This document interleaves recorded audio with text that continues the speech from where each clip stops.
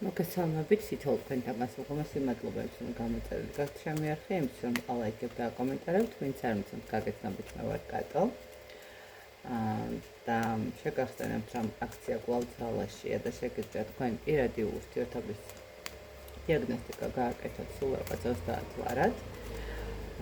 და დღევანდელი გასვლა, მოდით გავაკეთოთ ესეთი რამ. სამი ასპექტი, რომელსაც უნდა მიაქციოთ ერთი კვირის განმავლობაში ყურადღება, ხო? რაღაც ესეთი სახის არ ჩატომომინდა, მაგრამ ვფიქრობ, რომ შეიძლება იყოს ვიღაცისთვის ძალიან მნიშვნელოვანი ინფორმაცია და საჭიროც კი. ნახოთ, ის სამი ასპექტი, რას უნდა მიაქციოთ ყურადღება. პირველი, მეორე და მესამე. ლენორმანია. ლენორმანის დასწრება ნახოთ. პირველი, რას უნდა მიაქციოთ ყურადღება. პირველ რიგში გეტყვით, რომ აუცილებლად უნდა მიაქციოთ ყურადღება თქვენს პირად ნივთებს, ეგ ერთი. მეორე არის ის მომენტი, რომ ძალიან მნიშვნელოვანი არის თქვენს პარტნიორს მიაქციოთ ყურადღება, ხო? ნუ თუ ვისაც არ ყავს პარტნიორი, შესაძლებელია იყოს ის მომენტი, როდესაც მის სივრცეში არსებობდეს ადამიანი, რომელსაც არ აქცევდეს ყურადღებას, მაგრამ რეალურად ის ადამიანი მისთვის ძალიან ცივი ემოციების მომტანი იყოს, ხო, სიყვარულის მომტანი იყოს, რაღაცა სიკეთეების მომტანი იყოს. ან პირველ რიგში აუცილებლად მიაქციეთ ყურადღება იმ ნიუანსებს თქვენს გარშემო, იმ სიკეთეებს, რომელიც მოვა.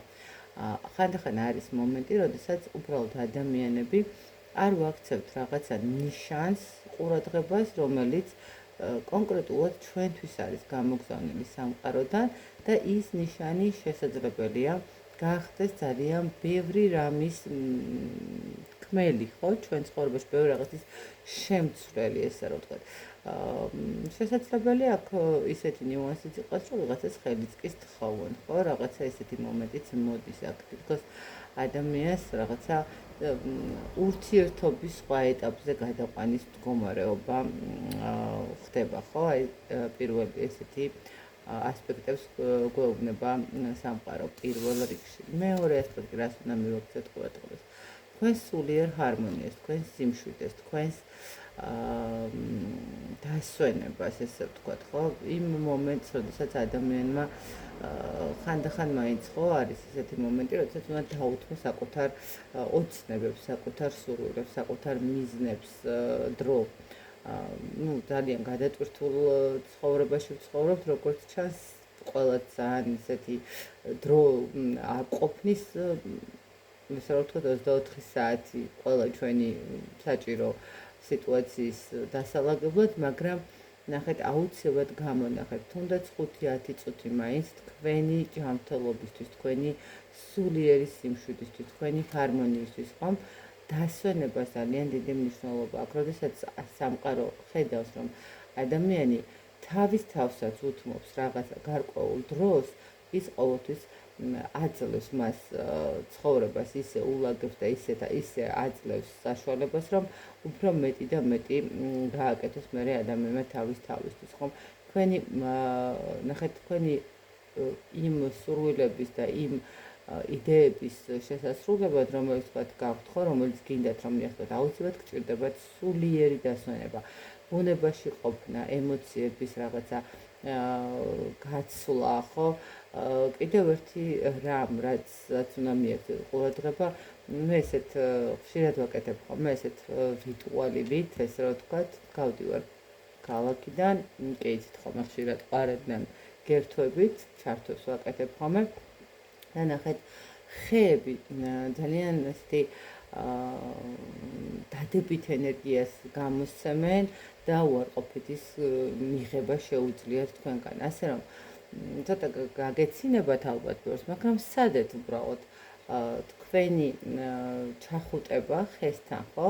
ნახეთ, ხელი რომელიც მოგეწონებათ, უბრალოდ შემოხვიეთ ხელები, დახუჭეთ თვალები და აი თქვენი ემოციები გაუზიარეთ ამ ხელს და ნახავთ როგორ აი ნუ შეგრძნება მაქვს ხოლმე რომ რაღაცა ძაფივით კეთდება ჩემსა და ხელს შორის და ის რაღაცა ძაფში გადის ის დენივით რომ იტყვიან ის რაღაცა ენერგიები რომელიც მე მაზიანებს და პირიქით ვივსები ხოლმე რაღაცა დადებითი ენერგიებით ასე რომ თქვენ სცადეთ ეს გამოგადგებათ როგორც ჩანს ყოველ შემთხვევაში სამყარო გეუბნებათ რომ ეს ასპექტი თქვენთვის ძალიან მნიშვნელოვანია თქვენი ბუნებასთან კომუნიკაცია ძალიან მნიშვნელოვანი ხო ვიღაცას თქვა წყალთან აქვს ხო უბრალოდ წყალში ჩაყავით ხელები და აი რაღაცა დახუჭეთ თვალები და გაეცით ეს რაღაც თქვენი ნეგატიური ენერგია ხო აი წარმოსახვით წარმოიდგინეთ რომ ის ამ წყალში როგორ მიდის თქვენი ის